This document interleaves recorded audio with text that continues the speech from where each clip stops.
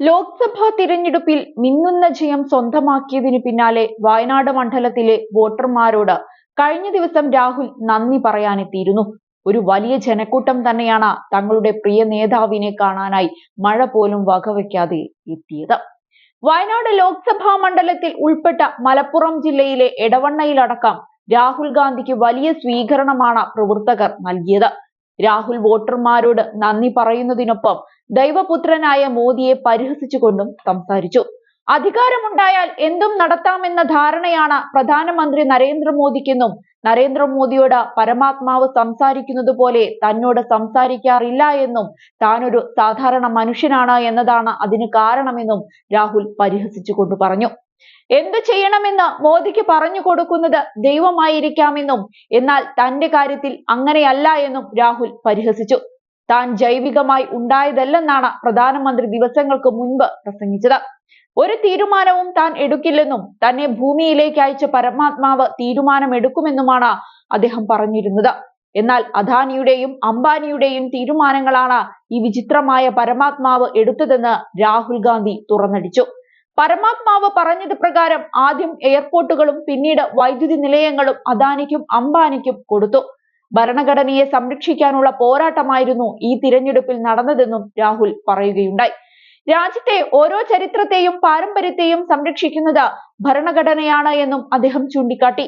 കേരളത്തിലെ ജനങ്ങൾക്ക് കഥകളി ആസ്വദിക്കാനും മലയാളം സംസാരിക്കാനും സാധിക്കും. അവകാശങ്ങളെ സംരക്ഷിക്കുന്നത് ഭരണഘടനയാണ്. എന്നാൽ ഭരണഘടന രാജ്യത്ത് ഇല്ലാതായാൽ കേരളത്തിൽ മലയാളം സംസാരിക്കാൻ പാടില്ലെന്ന് ആർക്കും ആജ്ഞാപിക്കാൻ സാധിക്കുമെന്നാണ് അദ്ദേഹം തുറന്നടിച്ചത്. അതേസമയം വയനാട് റായ്ബറേലി മണ്ഡലങ്ങളിൽ ഏതാണ് ഒഴിവാക്കുക എന്ന ചോദ്യത്തിന് അദ്ദേഹം വ്യക്തമായ മറുപടി നൽകിയില്ല. ഇരു മണ്ഡലങ്ങളിലെയും ജനങ്ങളെ സന്തോഷിപ്പിക്കുന്ന തീരുമാനമെടുക്കുമെന്നായിരുന്നു രാഹുലിന്റെ മറുപടി. തുറന്ന ജീപ്പിൽ റോഡ് ഷോ നടത്തിയാണ് രാഹുൽ മണ്ഡലത്തിലെത്തിയത്. AICC general secretary KC Venugopal, പ്രതിപക്ഷ നേതാവ് VD സതീശൻ ഉൾപ്പെടെയുള്ള നേതാക്കൾ രാഹുലിനൊപ്പം ഉണ്ടായിരുന്നു. മുസ്ലിം ലീഗിന്റെയും MSFന്റെയും ഉൾപ്പെടെയുള്ള കൊടികളും റാലിയിൽ ഉയർത്തിയിരുന്നു. അതേസമയം രാഹുൽ റായ്ബറേലി ലോക്സഭാ മണ്ഡലം നിലനിർത്തുന്നതോടെ ഒഴിവ് വരുന്ന വയനാട് മണ്ഡലം ഉപതിരഞ്ഞെടുപ്പിന് കളമൊരുങ്ങും. 2019 ഭൂരിപക്ഷം കുറവാണ് ഇത്തവണ രാഹുൽ ഗാന്ധിക്ക്. LDF CPIക്ക് അനുവദിച്ച മണ്ഡലത്തിൽ ആനി രാജ വീണ്ടും സ്ഥാനാർത്ഥിയാകാനുള്ള സാധ്യതയും തള്ളാനാകില്ല.